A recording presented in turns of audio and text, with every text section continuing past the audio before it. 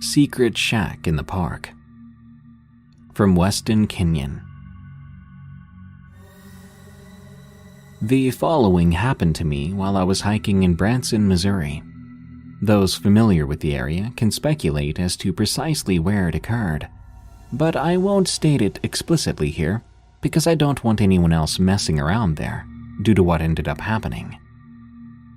I'm an avid hiker, and I love to walk outside on new trails.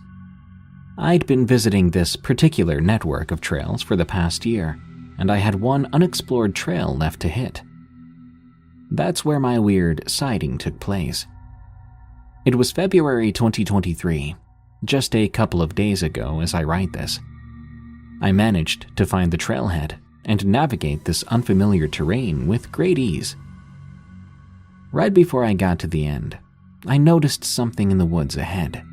From this distance, it looked like a large camping backpack. Upon further examination, it turned out that was not at all what it was. It was a large section of fake rock wall made with styrofoam or some similar material. I shrugged it off and followed the trail of trash down the side of the ridge. There were household items scattered everywhere. At one point, I found a whiskey flask and 2 drug needles. I was traveling off into the woods in the opposite direction of the end of the trail, curious as to why all this stuff was here. It was a very steep valley down to a river. I soon noticed something ahead and went up as close to it as I dared. It was a collapsed shack. I was standing on a rocky ledge, looking down at the remains of it, with no way to get to them except if I were to climb down the rock face, which I wasn't going to bother with. The cabin appeared to have been jerry-built out of sheet metal and the walls were fallen in on each other. There were tons of household items in and around the wreckage, most of which seemed to be old food products. A few trees were on top of the debris, but the odd thing was that I could tell by the stumps that they had been cut down as opposed to having naturally fallen down. The trees below the shack, as it was overhanging the ridge, appeared to have been chopped down as well. They were leaning hard forward, at least. I couldn't really make sense of it all. This was public land for hiking. Why did someone build a cabin here? And even more so, why did they cut trees down on top of it? I couldn't tell whether the trees had caused the structure to cave in, or if they were cut down after the fact. I took a couple of photos with my phone and stared down at the gloomy sight. Then, I was startled when I saw movement below the cabin.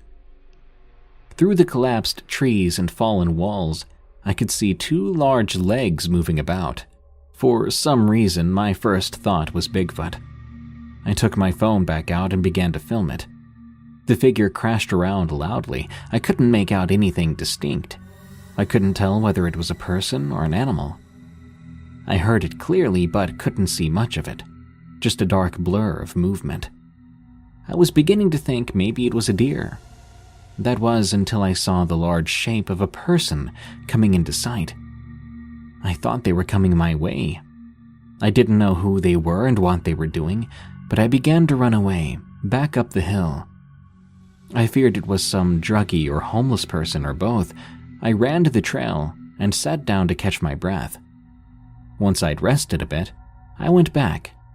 I was even more curious now. I mean, what was this person doing?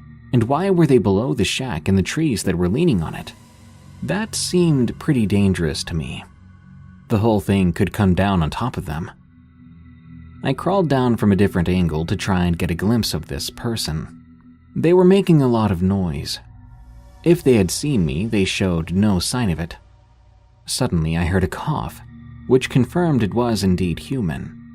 It sounded as though they were building something. I then began to hear banging sounds and dragging sheet metal. I went down the ridge off to one side of the shack to try to reach where I estimated the person was. I could see more, but still not enough. I couldn't tell where they were most of the time. All I heard was stuff being moved and stacked, as well as hammering sounds. But it didn't sound like they were actually using a hammer. It sounded like wood hitting wood. Eventually, I was too sketched out and left. The most I ever saw of them was black pants and possibly a red coat.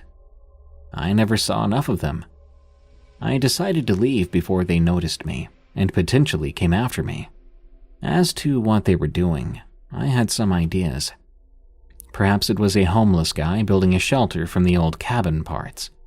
Maybe it was park personnel clearing another trail because I noticed a bunch of trees and brush had been cut down in a trail-like formation. I still don't know. Maybe I never will.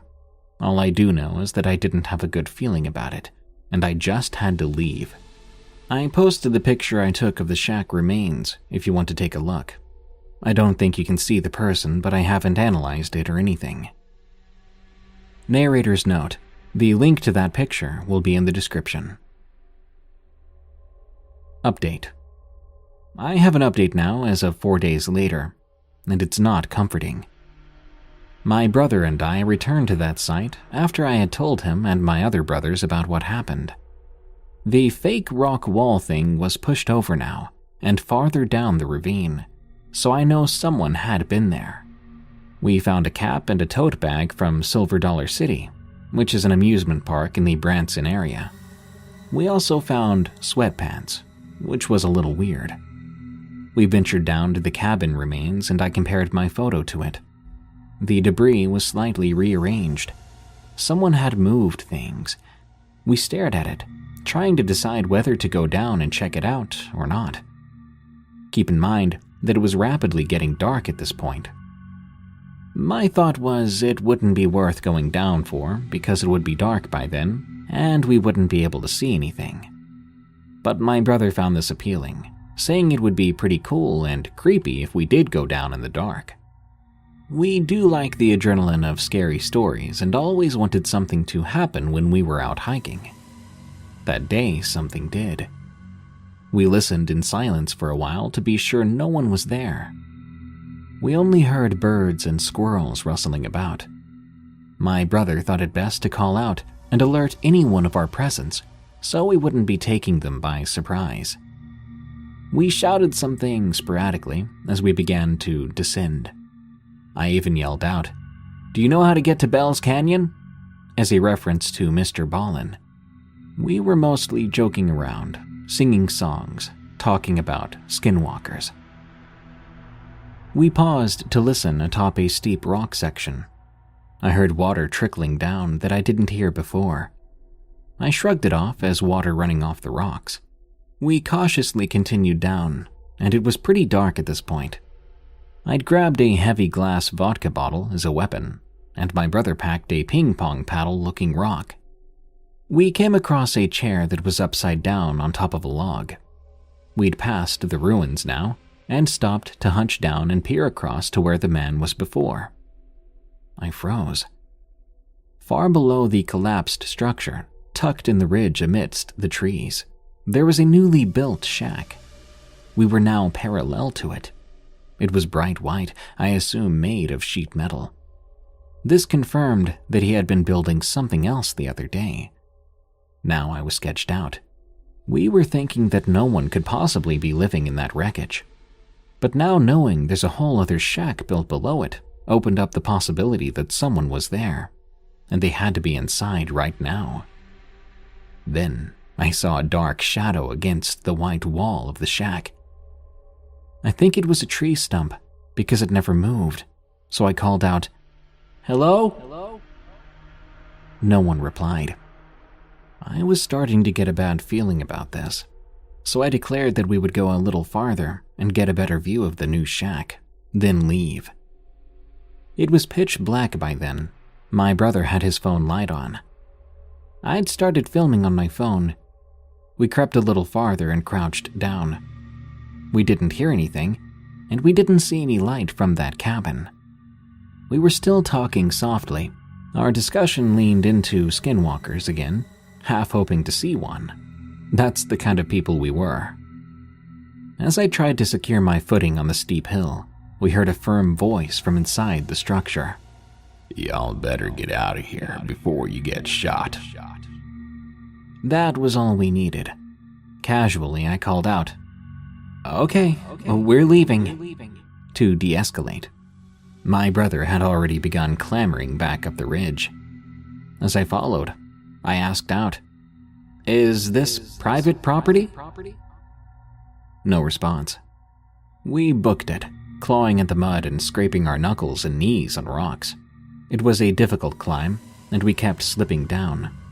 I glanced at the bottle in my hand, thinking, screw it, and tossed it aside, so I had at least one hand to climb with, since I was still filming with the other. We had to get out of there before he came out of the shack, which he thankfully never did. I could hear no pursuit behind us, so I wasn't too worried about being shot at. We came to the steep rock part, and my brother had a little trouble getting up. I had more trouble. Finally, I set my phone down on top and climbed up, slipping in the process. I picked up my phone and we scrambled up and out onto the trail. We then left it and came out in town. We talked about the adventure as we walked the sidewalk back to the car. My brother speculated that he had probably been bluffing about shooting us, which was probably true, but I wasn't about to find out. The main objective was to get out, and the mission in the first place was to see what was down there, and that mission was complete. That shack looked rather well built, although I could barely see in the dark. It was parkland, and I couldn't imagine someone who wasn't homeless sleeping out there. I think it was a homeless guy who built a shelter. It was a very dangerous spot to build one, however. And I could tell he did not want to give away his presence until he absolutely had to. I'm not planning on going back. I just wonder what he was doing out there that would have been worth shooting some hikers for. Pantry Ghost from Weston K. This story is about two spooky events that happened to my brothers. I'll need to first explain the layout of my family's basement. This isn't your typical creepy dark basement down some rickety wooden steps. The house is built on the side of a valley, which means half of the basement is not underground. There's a sliding glass door you can use to enter it from outside. Directly in front of this door, across the living room where we watch TV, is a storm shelter with a doorway but no door. This takes place in Arkansas, so houses have tornado shelters. Inside this room is a refrigerator and sink. Then there's a door to the right leading into our pantry. Outside the shelter, to the left, is a hallway leading down to my brother's bedroom. The first strange thing occurred when one of my brothers, I'll call him T, entered the basement through the glass door at night. Keep in mind that 5 of my brothers live here and all share the room at the end of the hall. T entered the house and headed for the bedroom. Then he started to hear rustling in the pantry, like someone was moving boxes. This was pretty common, as my siblings would often hunt for snacks in there. T didn't think too much of it and assumed someone was digging around for a nighttime treat. He didn't even bother to notice whether the light was on in there or not. He says he doesn't remember. However, once he got to the room to retire for the night, he realized that all of the boys were already in there. Dad works the night shift and wasn't home, and Mom usually went to bed earlier and slept upstairs with our 2 little sisters. Considering all this, and the fact that none of the boys were out of the room, it was a little odd that T had heard a noise coming from the pantry. And the sliding glass door wasn't locked, so he and the 2 others went over to look in the pantry. When they did, they, in true horror movie fashion, found no one there. The next night, one of my other brothers, I'll call him Q, had an unexplained encounter. He was getting up to go to the bathroom, which was located beside the storm shelter at the end of the hall. When he stepped out into the corridor and looked down towards the bathroom, he thought he saw a figure move from the exercise equipment at the back of the room into the shelter. He describes this figure as having long, black hair, a white t-shirt, and black shorts. As you can guess, no one we know matches this description. Q still went to the bathroom, but straight back to the bedroom after, without looking in the pantry. This was very recent, so I'll update this entry if anything else happens. They now joke that Michael Jackson is haunting us. I had just bought a reprint of the piano shirt he was wearing in the music video for Beat It, after all. Update. Several days later, one of my other brothers, I'll refer to him as G, heard stuff crashing and falling in the storage room at the end of the hall near the bedroom. When he looked inside, he noticed that the door to the room inside of the storage room that houses the hot water heater was open. It was always kept shut. That room was small, but big enough for multiple people to hide in.